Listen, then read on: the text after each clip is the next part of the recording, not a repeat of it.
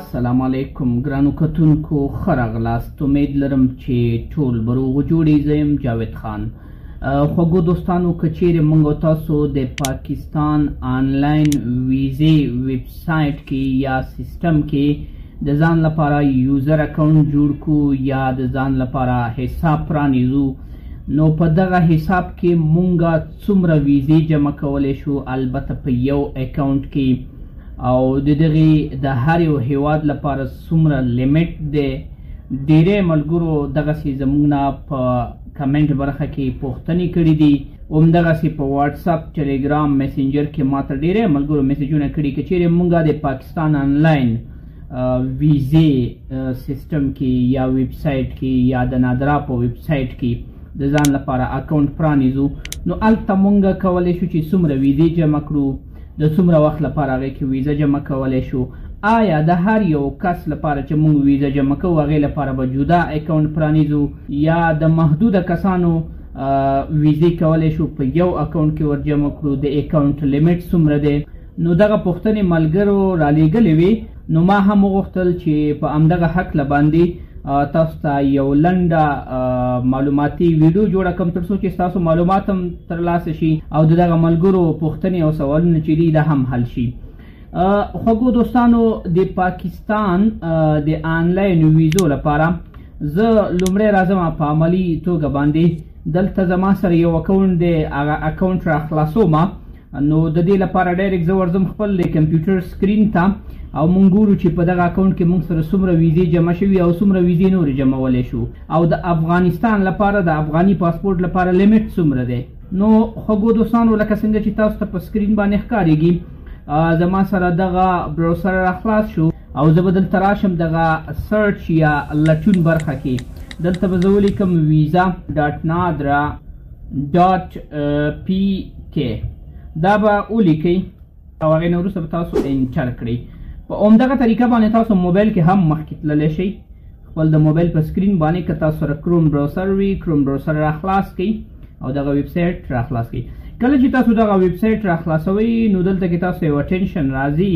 دلته خوږو دوستانو په دې اټینشن یا د توجه کې لیکلي دي چې دغه ویب سایټ چې دی دا د پاکستان د نادرا ادارې رسمي ویب سایټ دی، او کله چې تاسو غواړئ پاکستان لپاره ویزه جمع کړئ نو امکان دی ولري چې داسې نور ویب سایټونه هم وي چې هغه سکیم وي او ستاسو په اصطلاح اسنادونه یا ستاسو شخصي معلومات پټ کړي.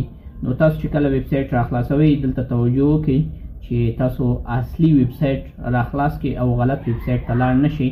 نو د دې ویب سایټ اصلي لینک ما تاسو ته د ویډیو په ډسکرپشن برخه کې اچولی، هغې نه تاسو کاپي کولی شئ او انشاءالله ستاسو شخصي معلومات او ستاسو ډیټا به محفوظ وي.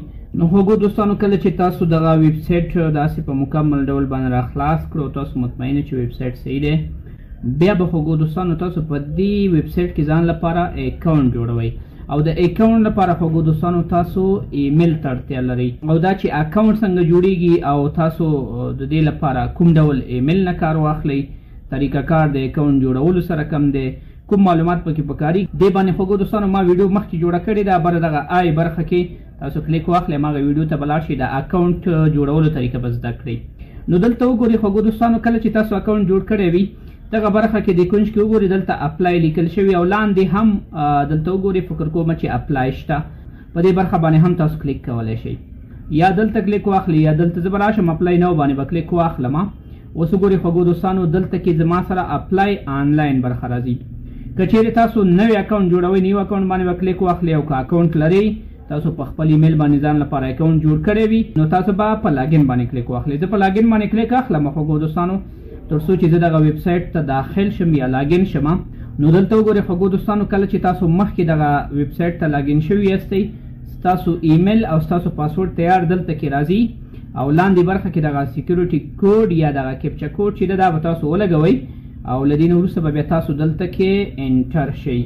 زه راځم خوږو دوستانو دا کوډ دلته داسې لیکم او بیا په لاګین باندې کلیک اخلم تر څو چې زموږ اکاونټ موږ سره را خلاص شي. وګورئ خوږو دوستانو موږ اکاونټ ته اوس ننوځو، خو دغه ویب سایټ ته د ننوتلو نه مخکې دلته ټرمز اینډ کنډیشن راځي، دا د دوی قوانین، رولز او ریګولیشنز، دا به تاسو دقیق ولولئ. اخر کې به راشئ اکسپټ اینډ کنټینیو باندې به کلیک واخلئ.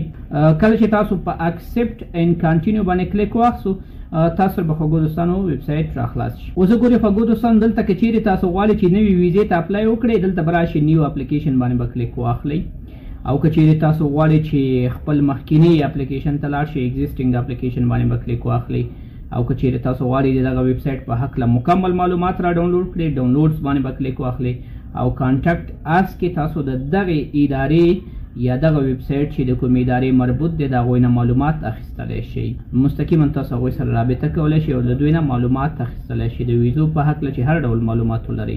اوس وګورئ خوږو دوستانو که چیرې د اکاونټ کې تاسو لږ لاندې راشئ دغه برخه ډېره مهمه ده همدغه زه تاسو ته تشریح کوم انشاءالله تاسو په هر څه باندې پوهیږئ. لومړی زموږ سره ناٹ سبمیټډ دی. کله چې تاسو نیو اپلیکیشن نه کلیک واخیستو او تاسو ځان لپاره فورمه ډکوئ هغه فورمه چې ستاسو نیمایي کې پاتې شي معلومات مکمل نشي او تاسو خپل اپلیکیشن بند کړئ یا د دې ویب سایټ نه ووځئ بیا چې کله خپل دغه یوزر یا د اکاونټ ته راننوځئ نو ستاسو هماغه ناتکمیله فورمې یا ناٹ سبمیټډ فورمې چې دي هغه په دې برخه کې ثبتېږي چې فلحال زموږ سره ناٹ سبمیټډ فورمې نشته دی. اوس وګورئ خوږو دوستانو بیا هغې نه وروسته زموږ سره ان پروسس دی. په پروسس برخه کې هغه ویزې یا اپلیکیشن چې تاسو ډکې کړي دي او د هغې پیمنټ تاسو کړی دی ټول کار خلاص شوی دی هغه بیا دلته کې تاسو ته ښیي چې په کوم تاریخ باندې جمع شوي دي دا ټول هر څه دلته تاسو سره ښیي. اوس خوږو دوستانو له دې نه وروسته بیا زموږ سره ریجیکټډ دی. ریجیکشن برخه کې موږ ته هغه اسناد ښیي هغه ویزې راته ښیي یا هغه اپلیکیشن راته ښیي کوم چې ریجیکټ شوي وي. له دې نه وروسته ګرانټډ دی. په ګرانټډ کې هغه ویزه چې موږ ته راغلي وي کله چې ویزا خپل د پروسس ټایم پوره کړي او ګرانټ شي بیا دې برخې ته راځي او بل کینسل لی هغه ویزې چې موږ خپله کینسل کړي وي او یا په نادره باندې مونږ کانسل کړي وي. او د دې نه وروسته خوږو دوستانو ریویو ده. ریویو کله چې تاسو یو اپلیکیشن ډک کوئ او هغې کې څه مشکل راوځي غلطي وي بیا تاسو ته ریویو درکوي دې نه تاسو ایډیټ کولی شئ. او بل خوږو دوستانو په آخري برخه کې هم تاسو ته هغه کینسل ویزې ښیي چې ستاسو کینسل شوي ویزې ټوټل څومره شوي دي. اوس دلته کې خوږو دوستانو ستاسو دغه پوښتنه خپله حل شوه. یو کس چې کله ځان لپاره دلته په یو مشخص ایمیل باندې اکاونټ جوړ کړي دغه اکاونټ کې دا کس 13 پورې ویزې جمعولی شي. یو ویزه نشي جمعولی 13 لیمیټ لري. البته 13 ویزې ټوټل دغه اپلیکیشن 13 دانې دي. البته خوږو دوستانو دغه د 13 اپلیکیشنو ترتیب ټوټلال دی لکه ټوټل تاسو 13 اپلیکیشنې په دغه اکاونټ کې اپلای کولی شئ که هغه کینسل شوي وي که هغه ریجیکټ شوي وي که هغه په ناٹ سبمیټډ کې وي. لکه دلته وګورئ ناٹ سبمیټډ ان پروسس ریجیکټ ګرانټډ کینسل دغه ټول چې جمع شي دغې ټولو فولډرو کې یا په دغه ټولو انباکسو کې ټوټل هغه اسنادونه ستاسو چې دي هغه به 13 دانې وي.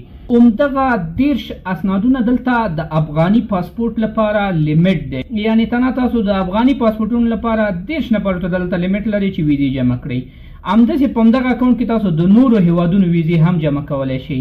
دغه یو اکاونټ تاسو ته کولی شي اوورال ټولو ممالکو ته 13 نفرو ته ویزې ورته جمع کړئ. نو دا یو ډېر غټ لیمیټ دی. نو دلته به تاسو سره دغه سوالونه هم حل شوي وي. همدغسې د مثال په ډول که چیرې تاسو د دوبۍ پاسپورټونو ته وغواړئ چې د پاکستان ویزې ته اپلای هغې نه هم 13 دانو ته اپلای کولی شئ. نو دا یو ډېر غټ لیمیټ دی. نو خبره دغه د خوږو دوستانو چې کله موږ 13 افغاني پاسپورټونو ته په یو اکاونټ کې اپلای وکړه یو 13 ته اپلای هم نشو کولی هماغه 13 دانې ویزې یا باید راشي یا باید کینسل شي باید ترتیبي برابر وي. امید لرم دوستانو چې تاسو له دې ویډیو نه به څه ناڅه معلومات ترلاسه کړي وي. که چیرې تاسو د پاکستان د ویزو په هکله هر ډول پوښتنه ولرئ او هر ډول غوښتنه ولرئ هر ډول نظر ولرئ لاندې کمنټ برخه کې زموږ سره شریک کړئ. مونږ د دوستانو کمنټونه راټولوو. هغه شمېر دوستانو چې په کوم یو ټاپک باندې ډېر کمنټونه ورکړي وي همدغسې به دوستانو انشاءالله تاسو ته په هغې باندې معلوماتي ویډیو جوړېږي. تر بلې داسې معلوماتي ویډیو پورې له تاسو نه اجازت غواړم. ښه وخت. الله پامان.